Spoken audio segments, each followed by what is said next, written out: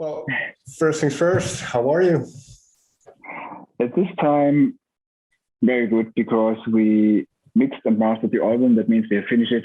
And then, it's a pleasure to make the press interviews right now. Yeah.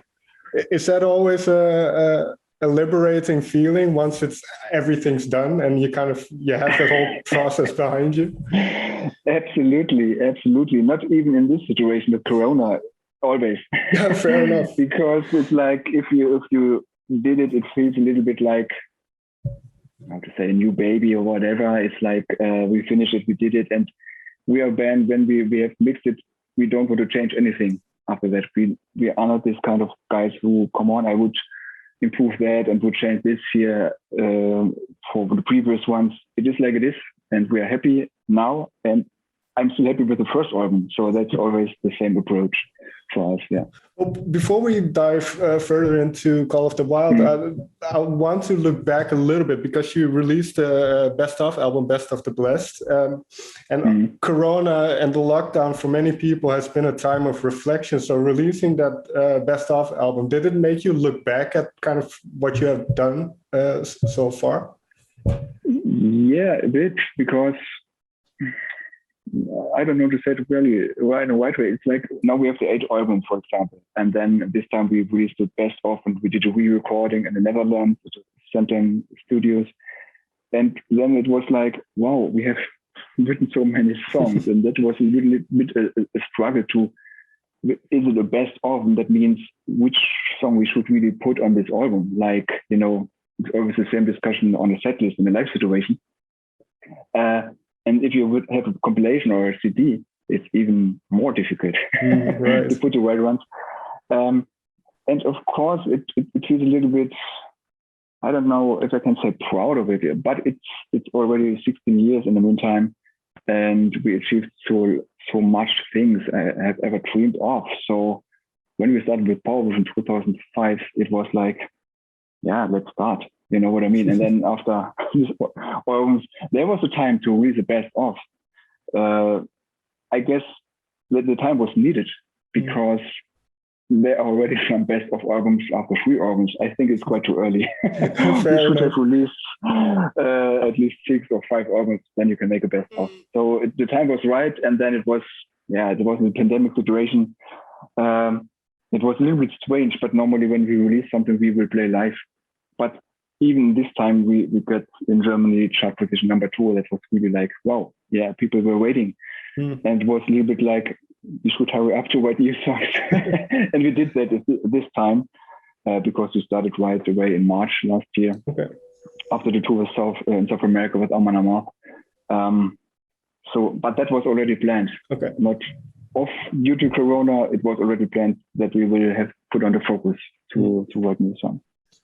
If you think back of those initial albums and kind of from where you started and that rise to getting a #1 album, and that kind of it's quite exceptional, I would say. How do you look back at those first years of the band and kind of how you developed as a group and as musicians? I would say, and I'm really happy to say that the passion hasn't changed to nowadays. It's like the creator was always, what do we tonight? Full show. That means if you don't have any space on stage, full show. If we don't have a mirror or whatever to put on the makeup, we did it on a car mirror thing, because we always want to deliver the full show. The approach is the same like we have nowadays. And like young boys, you know what I mean? Even sure.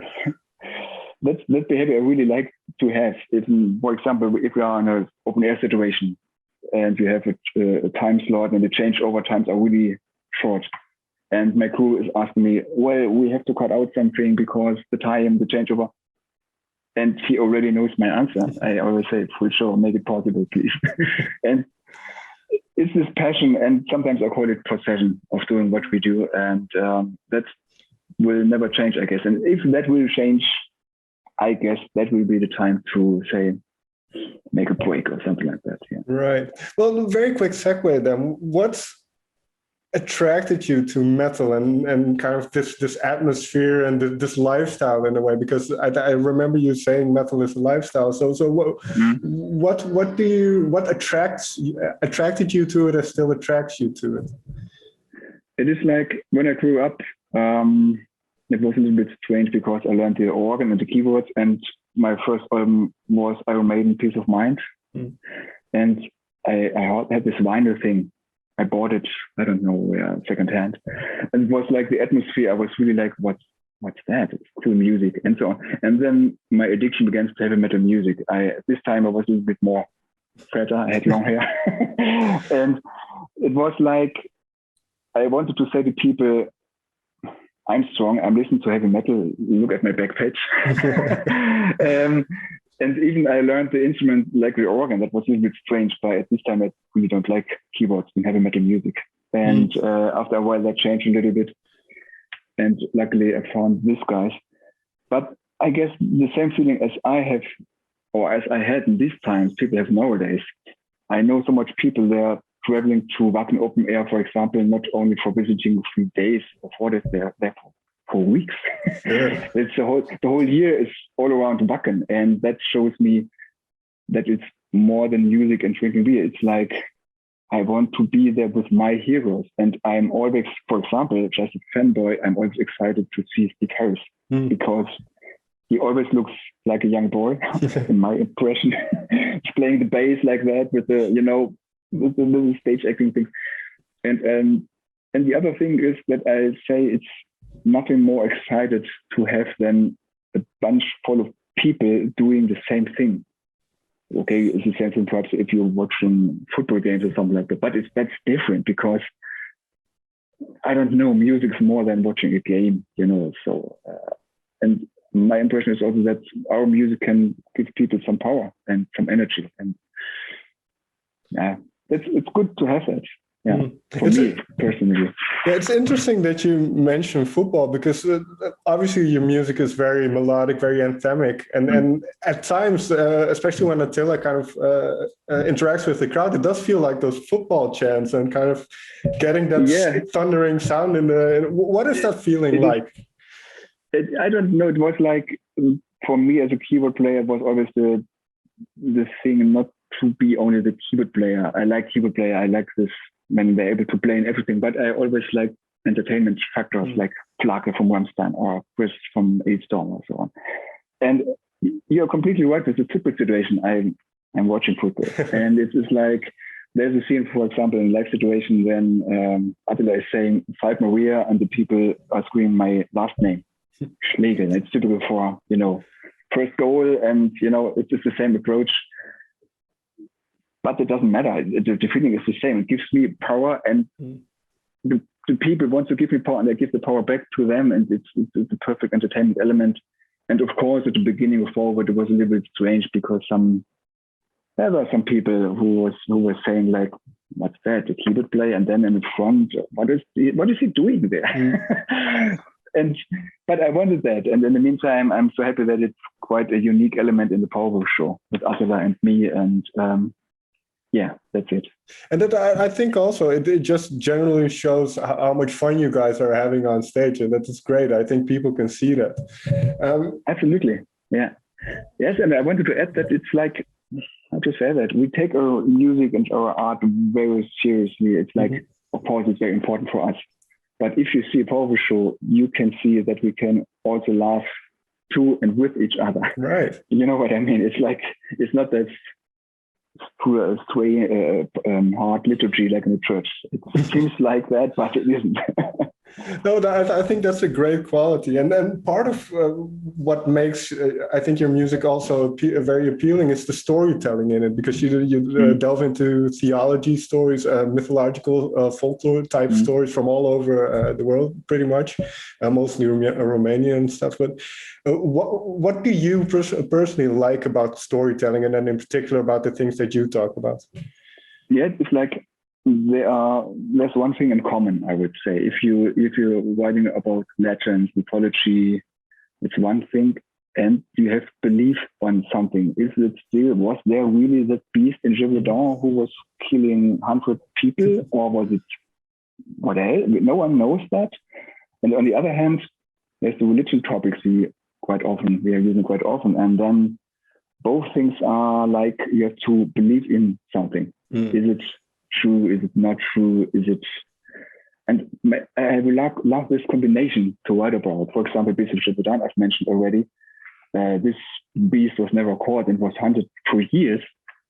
And then the cleric told people, then it has to be, or it is like a punishment of God. And you see, you're a sinner, what you did. And then I have the combination between both elements.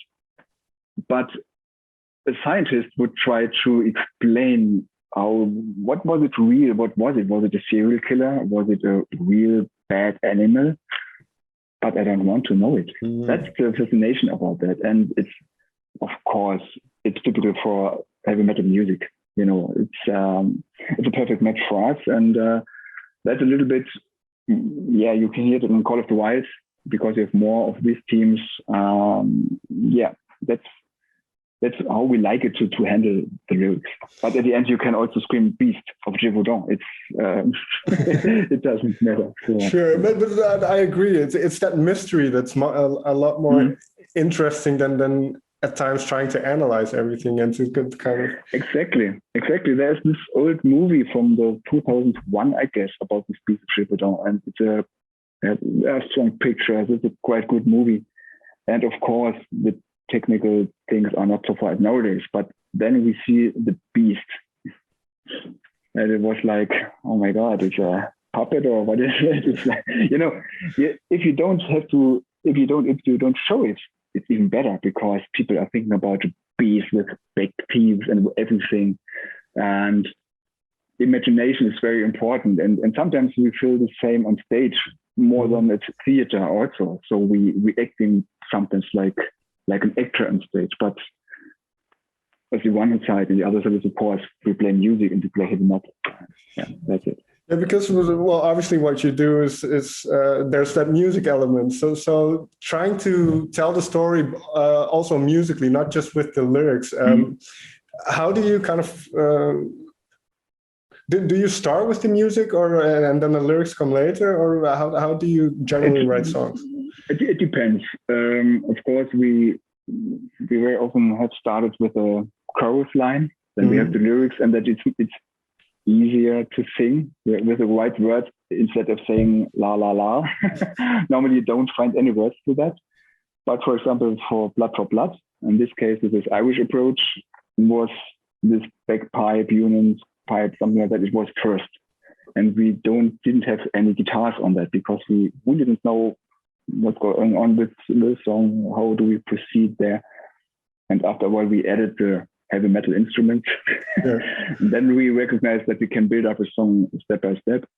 But it's a little bit different, but normally we have the word or the phrase first because it's I don't want to say easier. It's always a struggle to find a good melody.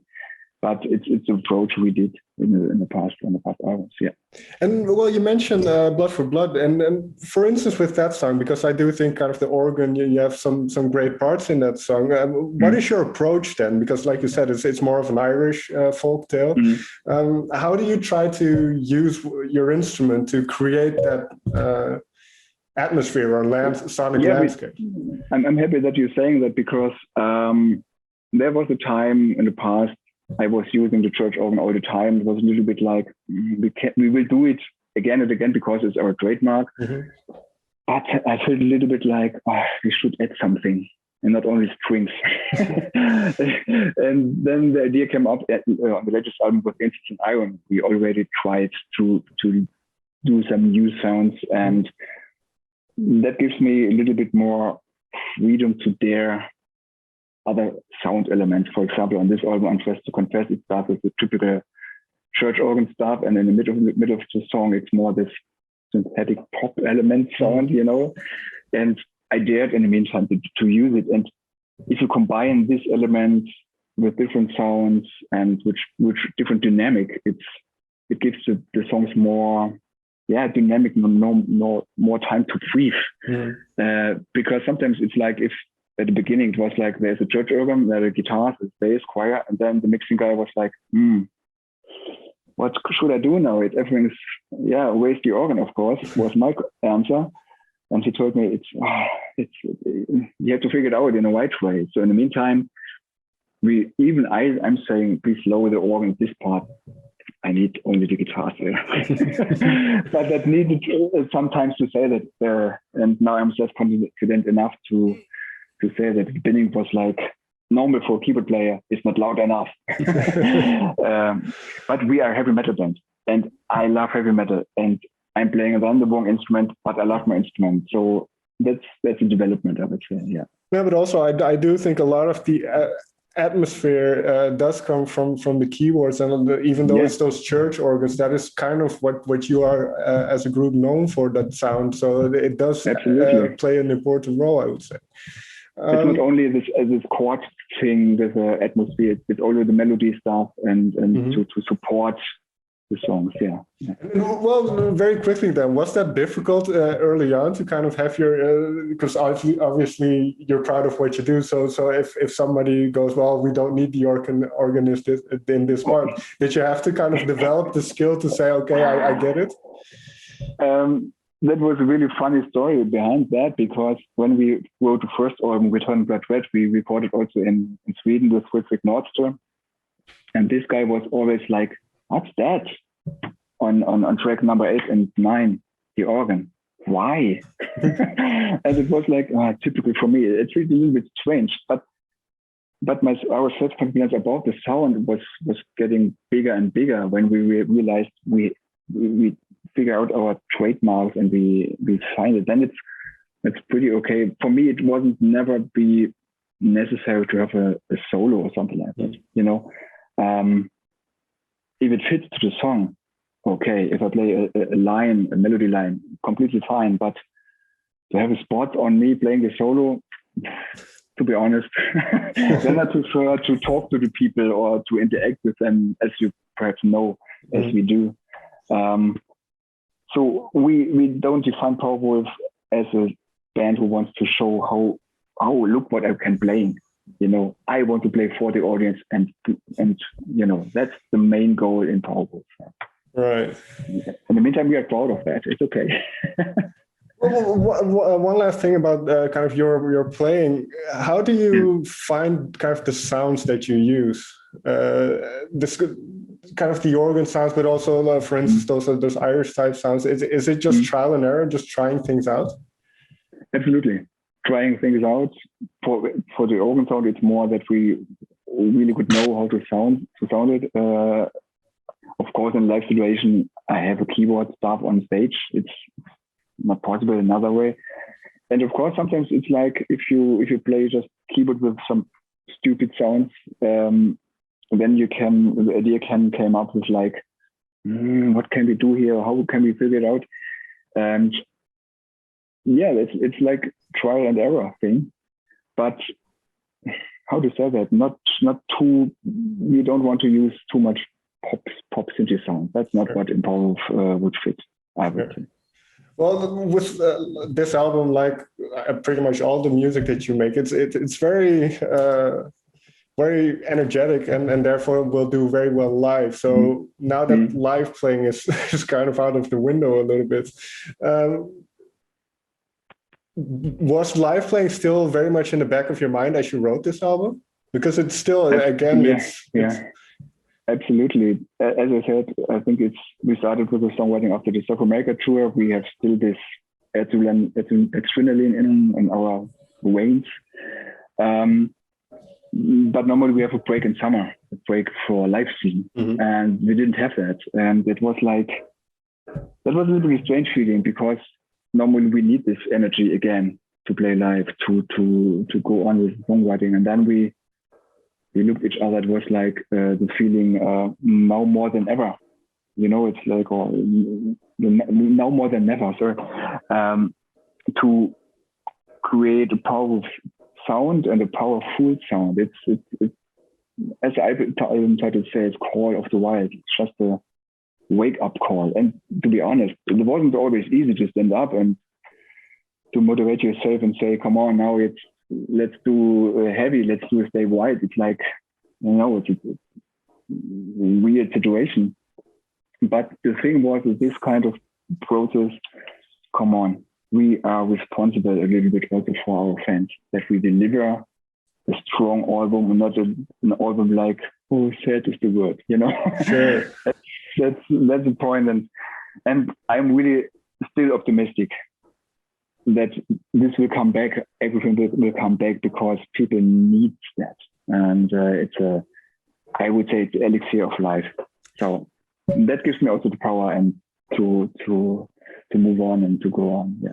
Well, I agree completely. I think because we are starved now for that live element, and I think once it returns, we will go crazy. It's because, like you say, there will be festivals. All of the bands will touring, but all of the guys and fans will want to attend it. They will have some schedule plans and everyday concerts. I am quite sure that will happen, even for myself. You know, the last concert I saw was also February last year here in my hometown, Lord of the Lost and Equilibrium. That was the last show before we started to South America. It was like, yeah. And I want it back as well as a fan, you know. Right. Yeah.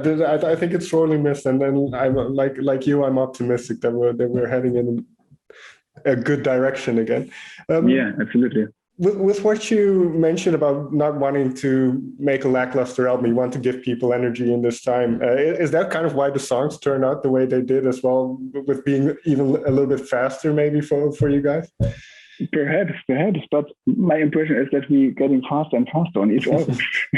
when I listen to some elderly stuff, we take it from the lyric, for example, just for playing, and then I'm wondering, what is it so slowly? What is that? Is it wrong on the CD?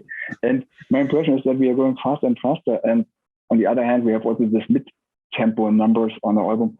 So it's like a process that you want to show all of this power metal side on Powerwolf. And I don't know, it's not really planned. It's like we felt like that. So, for example, Sermon of Swords is one of the fastest songs we ever written, but also faster than the Flame. Quite a typical opening track for our albums.